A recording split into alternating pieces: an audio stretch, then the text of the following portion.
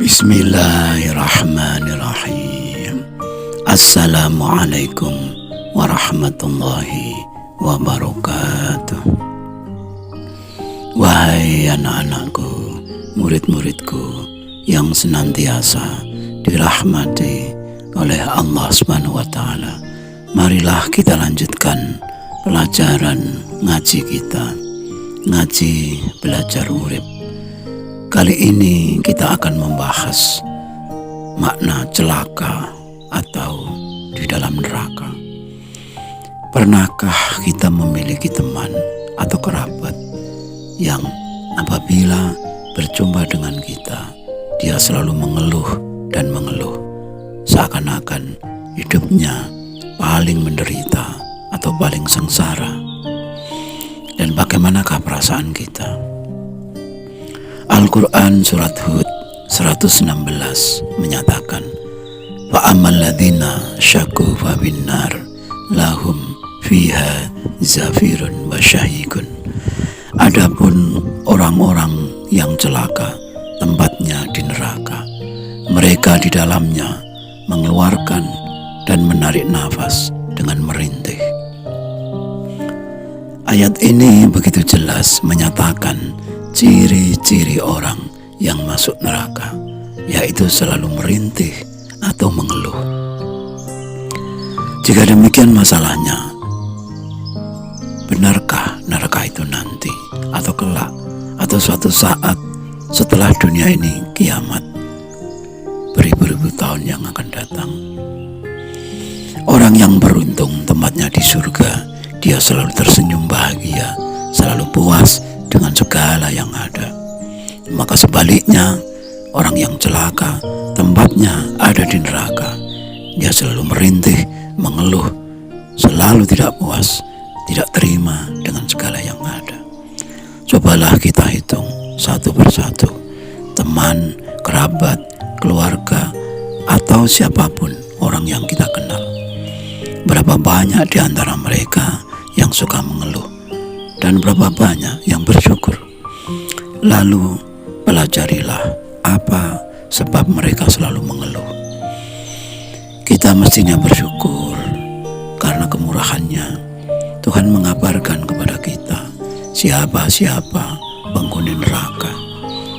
Jadi kita tidak usah menunggu ribuan tahun untuk sekedar tahu kita ini masuk surga ataukah neraka.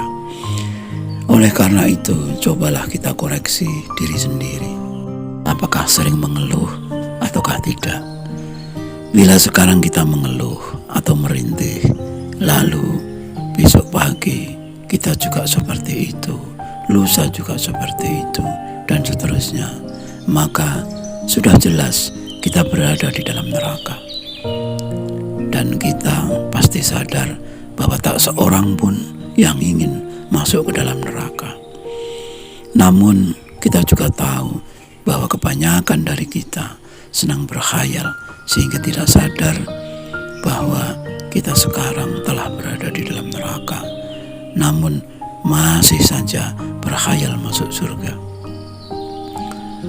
Bahkan kita juga telah sadar bahwa tangan di atas lebih baik daripada tangan di bawah. Kita masih saja enggan untuk memberi. Bukankah surga itu tempat bagi orang-orang yang suka memberi, bukan tempatnya para pengemis? Tidak jarang para pengemis dibuat sakit hati karena bukan hanya tidak diberi, justru dihardik, dibentak-bentak, dan sebagainya. Orang yang baik adalah yang paling bermanfaat bagi orang lain. Dalam hidup ini, jangan kau tanyakan apa yang kau dapat, namun tanyakanlah apa yang dapat kau berikan. Demikian kata-kata bijak yang sering kita dengar. Entah karena apa kita sulit untuk melaksanakannya. Apakah karena takut rugi, atau karena kita kurang teladan dalam keluarga kita?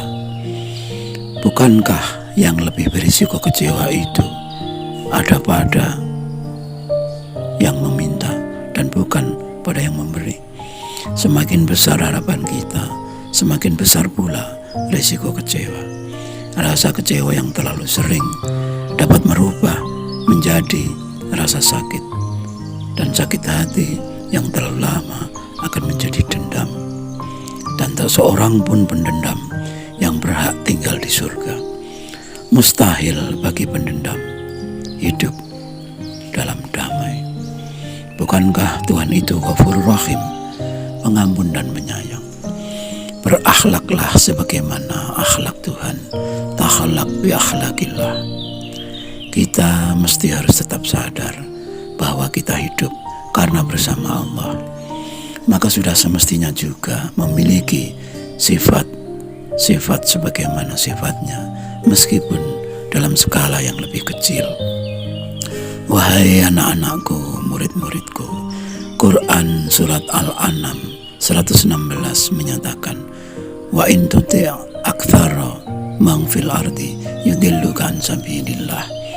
Jika kamu mengikuti kebanyakan orang-orang yang ada di muka bumi ini, niscaya mereka akan menyesatkanmu dari jalan Allah.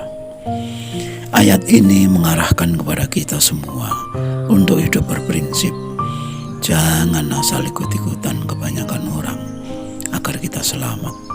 Kita semua pasti tahu bahwa gaya hidup yang serba duniawi, sebagaimana yang tampak pada umumnya orang, amat rawan menjebak kita pada kondisi persaingan antara tetangga, teman, bahkan saudara sendiri.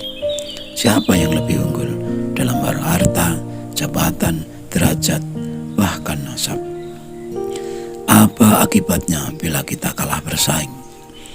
Hati selalu merasa panas, hilang rasa syukur, dan tak jarang kita mencari jalan pintas dengan cara curang, menghalalkan segala cara.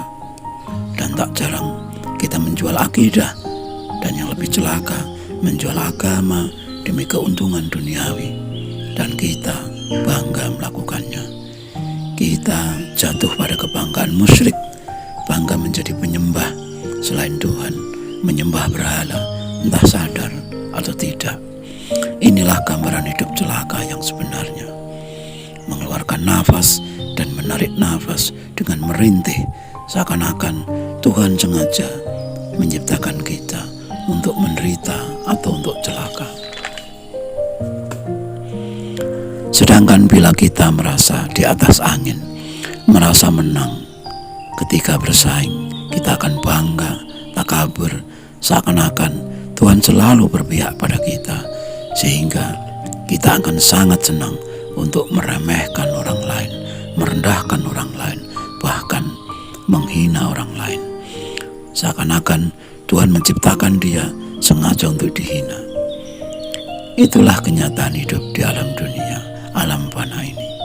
Oleh sebab itu, Tuhan dalam firman-Nya tersebut mewanti-wanti kepada kita untuk jangan asal ikut-ikutan kebanyakan orang. Biarlah mereka yang punya prinsip, hidup kok enggak ikut umum, hidup kok aneh sendiri. Para pencari kebenaran, mereka yang suluk, para pencari Tuhan, pastilah telah paham bahwa mereka harus berani melawan arus agar tidak celaka sebagaimana firman Tuhan tersebut. Bukankah hukum makrifat menyatakan siapa yang dekat dengan Tuhan pasti dijauhi manusia?